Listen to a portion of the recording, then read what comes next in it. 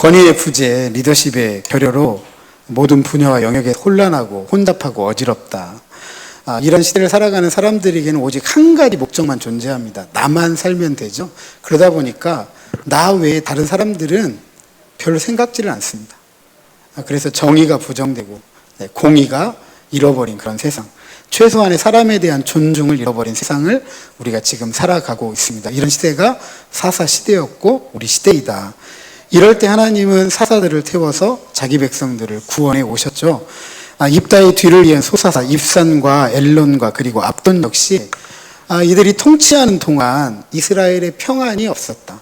단지 자신의 가족과 자신과 후손들만이 권력을 세습하고 그 부를 쌓아가면서 평안을 누렸다라고 하면서 짧게 보고를 합니다. 이로써 사사기 저자는 왕이 되고 싶어 왕 노릇했던 기드온과 아비멜렉을 따르는 이런 사사들의 행태, 윤리적, 신앙적인 이런 부정적인 모습을 쭉 고발해 오고 있습니다.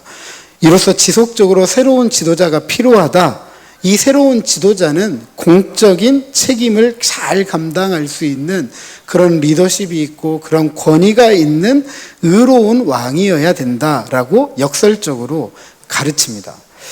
오늘 본문은 이스라엘이 습관적으로 그랬던 것처럼 다시 여호와의 목전에서 악을 행하였다라고 시작합니다. 물론 이스라엘이 어떤 악을 행했는지는 오늘 우리가 읽은 성경 본문에 드러나지는 않습니다. 하지만 우리가 앞서 살펴보았던 사사기 본문에는 이스라엘이 어떤 행태의 악을 행했는지 충분히 유추해 볼 수가 있습니다. 그것은 이스라엘이 우상들, 만신을 예배한 것이죠. 심지어 하나님도 그 신들 중에 하나, 만신 중에 하나로 섬겼습니다. 이 하나님은 이스라엘을 40년 동안 블레셋 사람의 손에 넘기셨다. 보통 성경에서 40년 하면 한 세대를 의미합니다.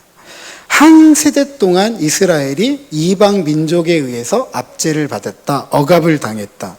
사사기에 기록된 이방 민족에 의해 억압당했던 기간 중에 가장 긴 기간입니다.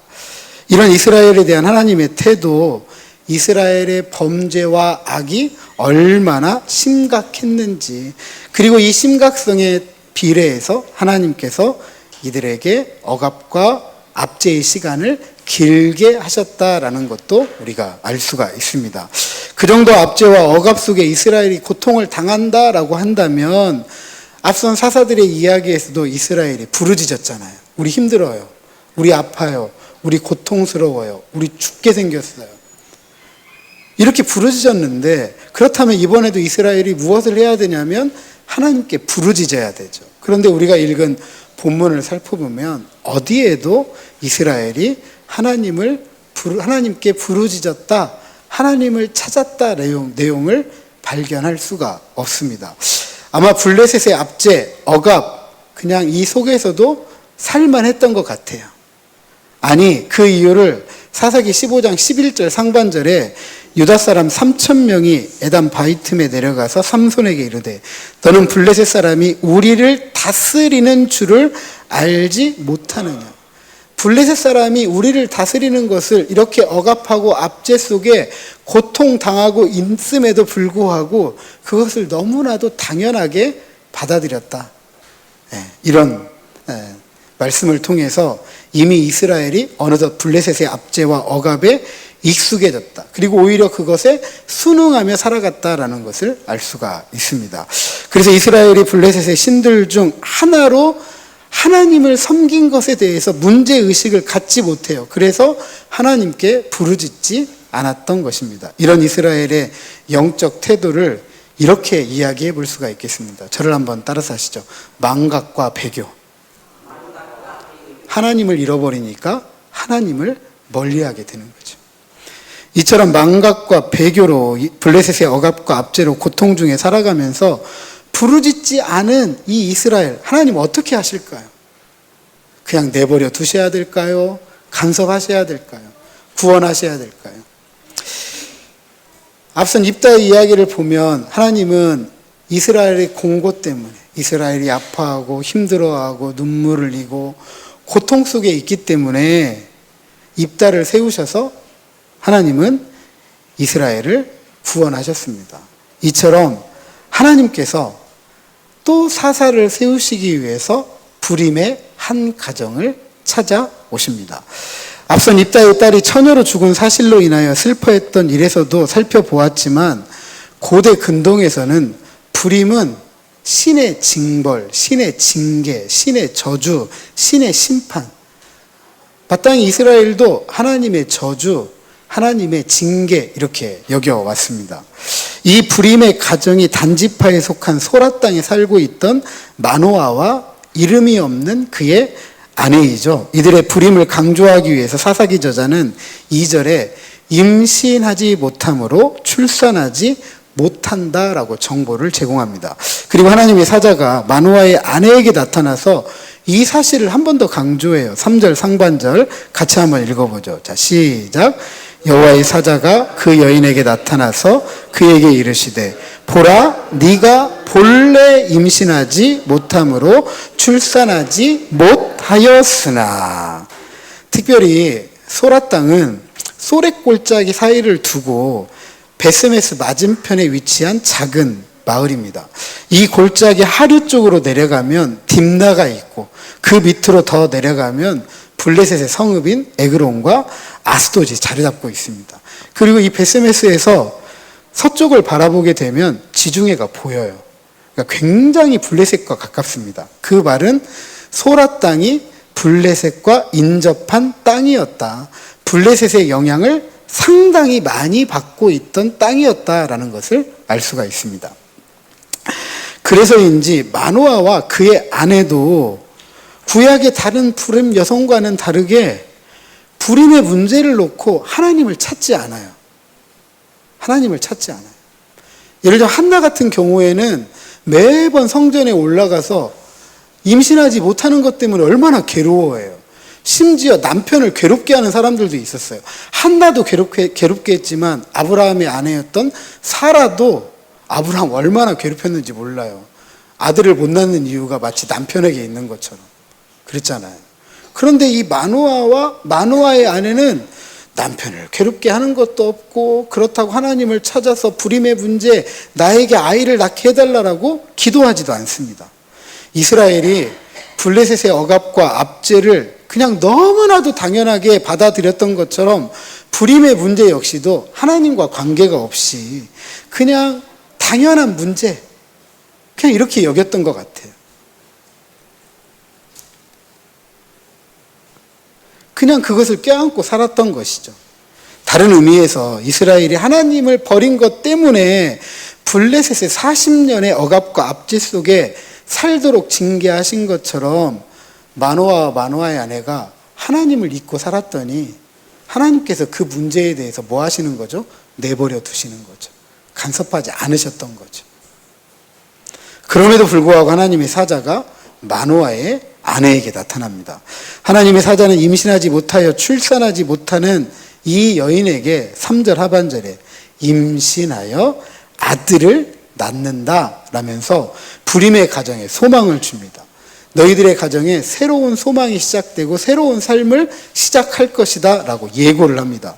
마노아와 그의 아내가 하나님께 부르짖거나 회개하지 않았는데도 하나님은 마노아와 그의 아내에게 찾아가서 새롭게 하고자 하셨습니다. 왜냐하면 하나님은 어떤 분이시라고요? 공고 속에 살아가는 자기 백성의 삶을 가만히 두고 볼 수 없는 분이시기 때문입니다. 이 새로운 일을 위해서 하나님의 사자는 마노아의 아내에게 2개의 명령을 주시면서 그 이유를 설명합니다. 4절에 이 명령 중에 하나는 포도주와 독주를 마시지 말라, 다른 한 가지는 부정한 것을 먹지 말라는 것입니다. 그리고 왜 이렇게 해야 되느냐라고 설명해 주죠. 5절 상반절에 임신하여 아들을 낳기 때문이다. 그리고 5절 하반절에 보면 태어날 아이에 대해서도 한 가지의 명령과 2가지 이유를 밝힙니다. 그 명령은 머리 위에 삭도를 대지 말라, 머리를 깎지 말라는 거죠. 그 이유가 뭐냐 하면 이 아이가 태에서 나옴으로부터 하나님께 바쳐진 나실인이기 때문이고, 다른 하나는 이 아이가 블레셋 사람의 손에서 이스라엘을 구원하기 때문이다 라고 설명을 합니다. 여기에 핵심적인 단어는 나실입니다. 나실인 하나님께 구별되었다. 하나님께 헌신된 사람을 말할 때 나실인이라고 합니다. 그리고 나실인 규례가 민수기 6장 1절 이하 8절에 아주 잘 기록되어져 있는데, 나실인은 술, 그 밖에 취하게 하는 것들은 다 피해야 됩니다. 다 피해야 돼요. 두 번째는 머리카락을 잘라서는 안 됩니다. 그리고 세 번째로는 죽은 사람이나 짐승을 만져서는 안 됩니다. 나실인은 남자나 여자가 서원할 수 있고요. 서원한 것은 일반적으로 일정한 기간을 두고 지키게 됩니다. 일정한 기간을 두고 그 기간이 끝나게 되면 이 규정 안 지켜도 돼요. 이 규정을 안 지켜도 됩니다. 하지만 이 아이, 우리가 잘 아는 것처럼 삼손이죠. 삼손의 경우에는 좀 다릅니다. 왜냐하면 태에서 나옴으로부터 하나님께 바쳐졌고 7절 하반절에 보니까 죽는 날까지 하나님께 바쳐진 나실인이기 때문에 삼손은 일정 기간이 아니라 태어나면서부터 언제까지? 죽는 날까지 나실인으로 살아야 됐던 거죠. 그러니까 삼손이 원하든 원하지 않든 나실인으로서의 삶을 지켜야만 했던 것입니다. 그리고 이것은 삼손의 삶을 평가하는 아주 중요한 기준이 돼요.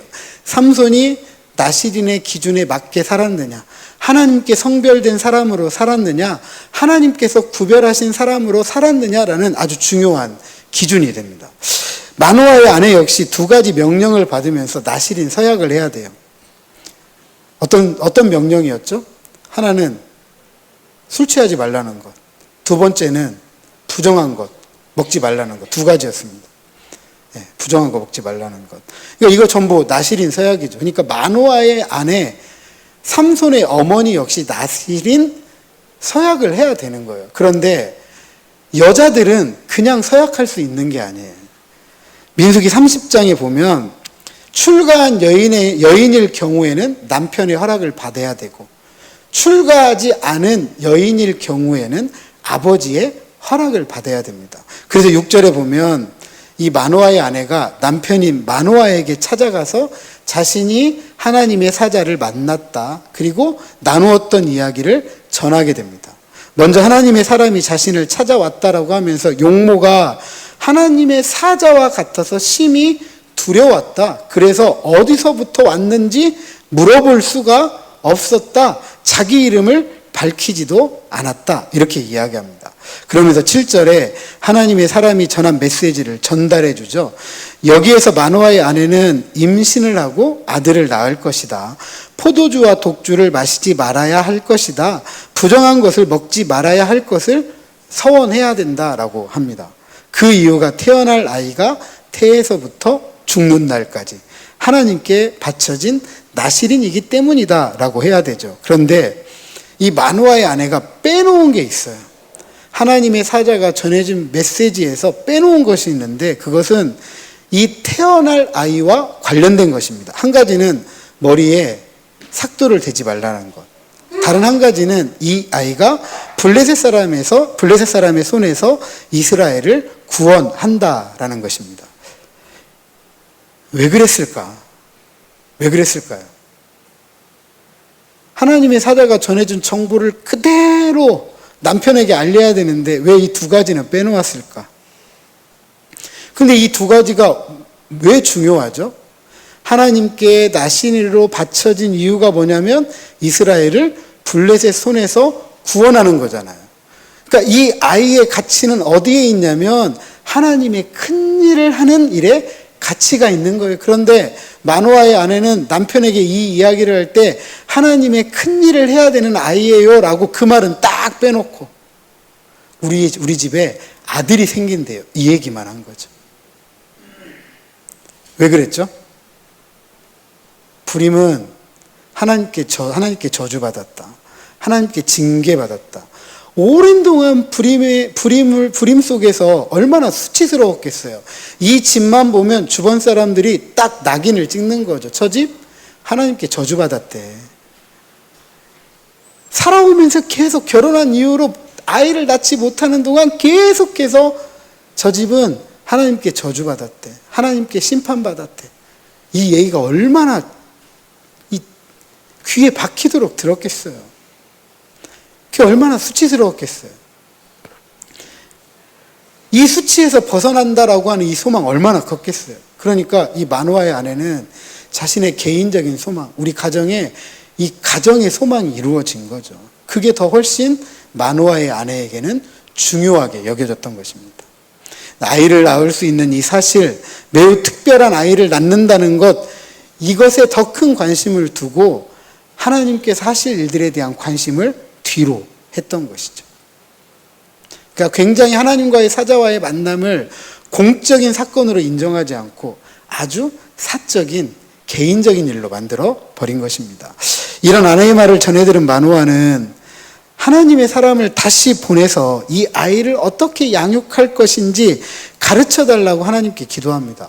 아마 마노아의 아내가 이 이야기를 미리 전해줬다라고 한다면 마노아가 충분히 인식을 했을 거예요. 그런데 마노아가 그 사실을 이야기를 해주지 않았기 때문에 어떻게 이 아이를 양육해야 되는지, 어떻게 우리가 이 아이를 길러야 되는지 가르쳐 달라고 하나님께 기도합니다. 두 가지 이유가 있을 것 같아요. 한 가지는 마노아가 자신의 아내를 못 믿었던 거죠. 오랜 동안 불임인데 갑자기 어느 날 와가지고 내가 하나님 사자 만났는데 나 아이 낳는데, 그러면 여러분들 같으면 그 이야기를 듣겠어요, 안 듣겠어요? 아멘이라고 말하기는 쉽지는 않으실 거예요. 왜냐하면 오랜 동안 경험이 애를 못 낳았잖아요, 경험상. 근데 느닷없이 애 낳는데라고 하면 그 얘기를 어떻게 믿겠냐는 거죠. 아마 이런 의심이 있었을 거예요. 다른 하나는 마노아의 기도 중에 드러나요. 마노아가 이 아이를 낳으면 어떻게 양육해야 되는지 가르쳐 달라고 하면서 우리라는 단어를 3번이나 강조합니다.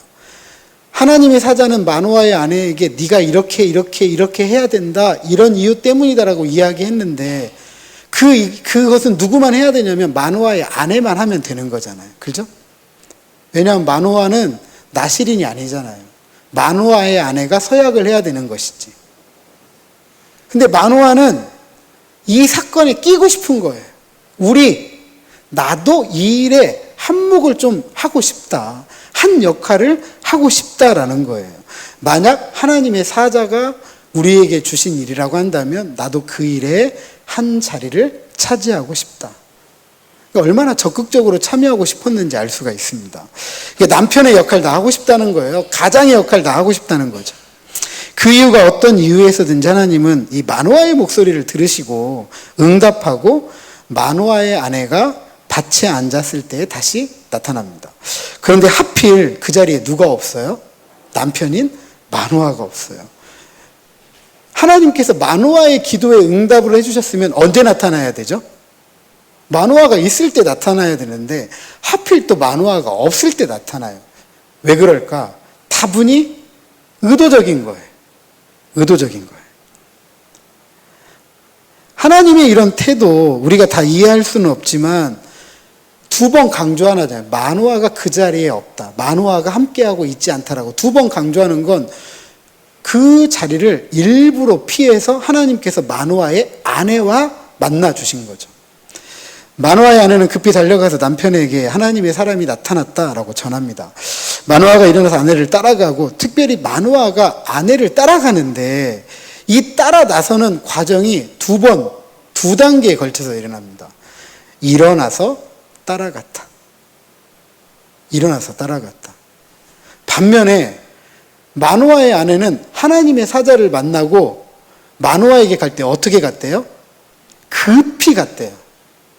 네, 급히 갔대요. 굉장히 서둘러 간 거예요.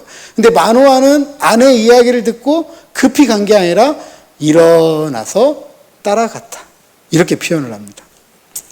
마노아의 움직임이 아내에 비해서 상당히 좀 더디다. 이것은 지금 이 사건을 마노아가 신중하게 보고 있는 거예요. 긴가 민가. 네, 신중한 거예요. 그래서 11절에 보면 그 사람에게 이르러 그에게 묻되 또 한 번 물어보는 거죠. 당신이 이 여인에게 말씀하신 그 사람이니이까? 또 물어보는 거예요. 네.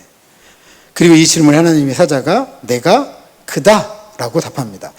하나님의 사자의 정체를 확인한 마노아가 이제 믿음으로 앞서 기도했던 것처럼 태어날 아이를 어떻게 양육해야 되는지를 물어요. 그런데 하나님의 사자는 마노아의 물음에 대답하지 않습니다. 13절, 14절. 마노아의 아내에게 명령한 것들을 다 지킬 것이다. 예. 라고 하면서 더 이상 마노아에게는 새로운 정보를 주지 않습니다. 다 누가 알고 있다는 거예요? 마노아의 아내가 알고 있다. 네 아내가 다 알고 있으니까 너는 더 이상 알 필요가 없다. 더 이상 들을 필요가 없다. 내가 알려줄 것도 없다라고 이야기를 합니다. 남편인 마노아, 가장인 마노아. 앞서 말씀드렸지만 우리라고 하면서 뭔가 역할을 지금 하고 싶은데 역할을 할 게 없는 거예요, 지금. 그죠? 아무것도 없습니다.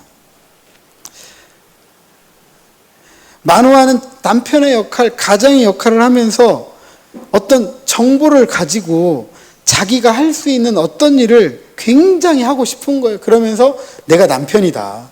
내가 이 아이의 아버지이다. 라는 것을 인정받고 싶은 거죠. 그런데 하나님의 사자는 마노아가 남편이다, 가장이다, 이 역할에 별로 관심이 없는 거예요. 오직 한 가지 관심은 마노아의 아내에게 전해준 이 메시지가 전부인 거예요. 그러니까 이 메시지가 권위인 거예요. 너도 이 메시지를 그냥 인정해, 받아들여, 이거 따라가면 돼. 순종을 요구하는 거죠. 태어난 아이를 향한 하나님의 메시지 분명해요. 거기에는 마노아가 할 일이 없어요. 왜요? 하나님께 바쳐진 이는 이 아이이고 이 아이가 블레셋 사람의 손에서 이스라엘을 구원하기 때문이죠. 이 일에 마노아가 할 일은 없는 거예요. 그래서인지 마노아는 또 새로운 시도를 해요. 어떤 시도를 하냐? 하나님의 사자에게 내가 염소 새끼 한 마리 잡을 테니까 대접해 드릴 테니까 조금 더 머물러 달라. 이렇게 이야기를 합니다. 이 부탁이 이어지는 17절까지 다시 우리라는 대명사가 3번 반복이 되는 거예요. 3번. 여전히 마노아는 하나님의 큰 일에 자신의 역할을 하고 싶은 거예요. 좀 우리식으로 표현할게요. 자기 지분을 좀 챙기고 싶은 거예요. 나도 이만큼 했다. 나도 인정받을 만큼 했다. 이 얘기를 하는 거죠. 하지만 하나님의 사자의 태도 아주 단호합니다. 16절 같이 한번 읽어보죠. 16절 시작. 여호와의 사자가 마노아에게 이르되 네가 비록 나를 머물게 하나 내가 네 음식을 먹지 아니하리라. 번제를 준비하려거든 마땅히 여호와께 드릴지니라 하니 이는 그가 여호와의 사자인 줄을 마노아가 알지 못함이었더라. 아멘. 하나님의 사자는 마노아의 음식 접대를 거부합니다. 그리고 그 염소를 번제로 드리라고 하죠. 그 번제는 여호와께 드릴 것이다 라고 명령합니다. 오랜 동안 이스라엘이 망각하고 배교했던 언약의 하나님, 여호와를 기억하도록 하는 거예요. 예배 받으실 분은 누구이다? 하나님 한 분이시다. 하나님 한 분이시다. 왜냐하면 마노아가 여호와의 사자를 알아보지 못했기 때문이에요. 왜 그랬을까요? 그냥 많은 신들 중에 하나 이렇게 생각했기 때문에 하나님의 사자인 줄을 깨닫지 못하는 거예요. 깨닫지 못하는 거예요. 이런 마노아의 무지, 마노아의 아내와는 굉장히 다릅니다. 마노아의 아내는 하나님의 사람을 하나님의 사자와 같다. 두려워 떨었기 때문에 아무 말도 하지 못했다. 반면에 마노아는 그거 귀담아 듣지 않았잖아요. 하나님의 사자를 봤다면, 그리고 그 하나님의 사자를 인정했다면 마노아도 더 이상 말을 못했을 거예요. 두려워 떨면서. 근데 지금 할 말 다 해요. 그리고 내가 할 수 있는 역할을 할 수 있도록 자리 하나 마련해 달라고 끊임없이 요구하잖아요. 이런 마노아의 무죄한 태도는 이어지는 17절에서도 계속됩니다. 마노아가 하나님의 사자의 이름을 물어요.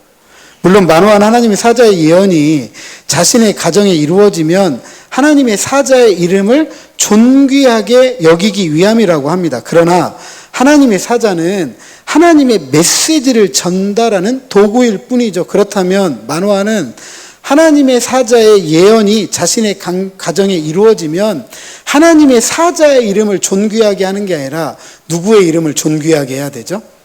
하나님의 이름을 존귀하게 해야 되죠. 하나님의 이름. 하나님의 이름을 높여야 되는 거죠. 하나님의 사자가 아니라. 이런 만화의 무지를 꾸짖듯이 18절에 하나님의 사자가 자신의 이름을 기묘라고 답합니다. 기묘라는 이 의미는 이해할 수 없는 놀라운이라는 뜻으로 하나님의 놀라운 역사를 묘사할 때 사용하는 단어입니다. 마노아가 하나님의 사자에 대해서 믿지 못하고 하나님의 사자로 인식하지 못하면서 하나님의 일을 듣고 알고 깨닫기에는 놀랍다. 이해할 수 없다라는 것입니다. 그래서 마노아가 이름을 부를 때 하나님의 사자가 이렇게 되묻는 거죠. 어찌하여 내 이름을 묻느냐? 어찌하여 내 이름을 묻느냐? 마노아는 그의 아내와는 다르게 하나님의 사자임을 통해서 신적인 존재임을 알려줌에도 불구하고 믿지 못하고 나아가서 인식하지 못합니다. 왜냐하면 하나님의 큰일이 자신의 위치, 남편과 가장으로서의 권위를 누리는 일에만 관심이 있었기 때문에 그래요. 마노아의 아내 역시도 오랜 동안 불임의 수치를 이제는 벗어난다라는 하나님의 이 일을 굉장히 사적이고 가정적인 일로 취급했던 것처럼 마노아도 하나님의 큰 일을 이해하지 못해서 가정의 남편과 가장의 역할, 거기서 너무 관심을 둔 나머지 하나님의 사자의 얘기를 깊이 있게 듣지 못하는 거예요. 이런 마노아의 태도는 당시 이스라엘 전체가 하나님에 대해서 망각하고 배교하면서 하나님을 찾고 부르짖는 일을 벌이고 자신들만의 특권을 주장하고 그것을 쌓아가면서 살아갔던 삶의 모습을 보여주는 거죠. 그러나 하나님은 그런 자기 백성을 지켜보고 계시고 그들의 고통을 참지 못해서 역사 속에 찾아오시고 구원하시는 분이십니다. 그런데 이런 하나님의 개입은 하나님의 사자가 자신의 이름을 밝혔던 것처럼 때로는 우리의 인식을 넘어서서 이해할 수 없는 놀라운 방식으로 이루어진다라는 것을 우리는 기억해야 됩니다. 불임이라는 고통 속에서도 하나님을 찾지 않는 이들을 하나님께서 찾아오시는 것. 굳이 부르짖지 않는데, 하나님을 찾지 않는데 하나님이 찾아오실 이유가 없음에도 불구하고 하나님이 찾아오신 것 참 이해가 안 되잖아요. 그죠? 이해가 안 되잖아요. 또 한 가지는 사회적 전통과 관습을 뛰어넘어가지고 하나님께서 가장 적절하다고 판단되는 누구에게든지 나타나셔서 말씀한다는 거예요. 오늘 본문에 보면 마노아는 이름이 있지만 마노아의 아내는 이름이 없어요. 그런데 하나님의 메시지는 누가 듣죠? 이름이 있는 마노아가 아니라 이름이 없는 한 여인이 듣습니다.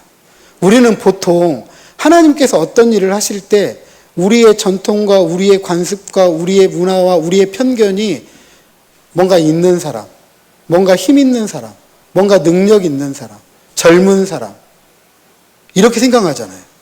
그죠? 그래야 하나님께서 뭔 일을 이루신다 이렇게 생각하는데 그런 사람에게 하나님께서 뭔가 메시지를 주시고 큰 일을 이루신다라고 생각하는데 하나님은 이름이 없는 한 여인에게도 말씀을 하시는 분이다. 아멘. 크고 적음의 문제가 아니에요. 내가 힘이 없고 힘이 없음의 문제도 아닙니다. 나이가 많고 적음의 문제도 아니에요. 건강하고 건강하지 못하고의 문제도 아니고 배우고 못 배우고의 문제도 아니에요. 오늘도 하나님께서 우리에게 말씀을 주시는 거죠. 그 말씀을 어떻게 듣고 어떻게 알고 어떻게 깨닫느냐에 따라서 하나님의 일에 쓰임을 받든지 아니면 쓰임을 받지 못하는 것이죠.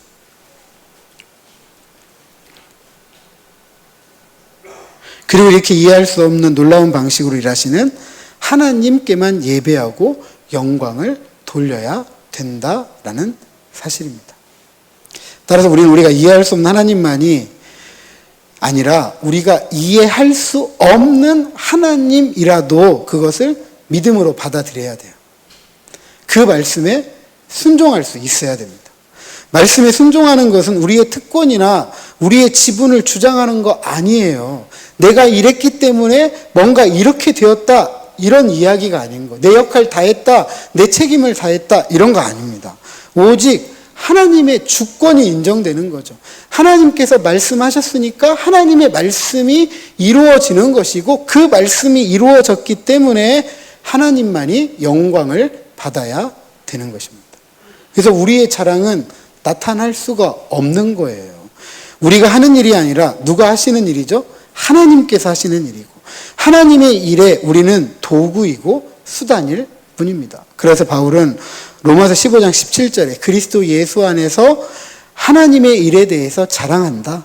고린도전서 1장 29절에 어떠한 사람도 하나님 앞에서 자랑하지 못하게 하신다라고 하였기에, 자랑하는 자는 주 안에서 자랑하라 라고 하였습니다. 사랑하는 성도 여러분, 우리는 우리의 인식의 한계 안에 갇힌 하나님을 믿지 않습니다. 이스라엘은 하나님을 그들의 인식적 한계 안에 가두었기 때문에 블레셋의 신들 중 하나로 믿었던 거예요. 하나님, 우리가 알고 있는 그 신들 중에 하나, 이렇게 생각을 했던 거예요. 그래서 우리 하나님을 믿을 때 우리가 익히 알고 있는 세상의 신들 중에 하나인 하나님이 아니라 세상의 모든 신들을 뛰어넘는 유일하신 하나님, 우리의 인식적 한계를 뛰어넘어서 이해할 수 없는 놀라운 일을 행하시는 하나님을 기대하고 믿습니다. 왜냐하면 사사시대와 같은 우리 시대이라 할지라도 하나님의 일을 위해 생각지도 못한 방법으로 자신의 말씀을 받아서 순종하는 일을 세우시고, 그를 통해서 하나님의 영광을 드러내시기 때문입니다. 그렇다면 우리는 어떤 하나님을 기대하고 믿고 있습니까? 마노아처럼 자신의 특권과 지분을 주장하기 위해서 하나님을 기대하고 있지는 않습니까? 성경은 어떠한 경우에도 자신의 특권과 지분을 주장하는 일에 있어서 하나님께서 동조하지 않습니다. 오히려 하나님은 나를 포함해서 우리를 위한 큰 일을 행하시는 분이시기 때문에 이 말씀의 뜻을 기억하고 마음에 새기고 삶으로 살아낼 때 하나님을 사랑하고 이웃을 사랑함으로 하나님의 정의와 공의를 강같이 하수같이 흘려보낼 수 있습니다. 그래서 선지서의 많은 말씀들은 하나님은 의를 기뻐하신다, 정의와 공의를 기뻐하신다라고 하였습니다. 부디 이해할 수 없는 하나님의 놀라운 일을 기억하고 나와 너 우리를 위한 하나님의 정의와 공의를 하수같이 강같이 흘려보낼 때 너 우리 최소한의 사람에 대한 존중을 잊지 않고 하늘에서 이루어진 하나님의 뜻 이 땅에 이루어가는 저와 여러분 우리 모두가 되시기를 주님의 이름으로 축복합니다.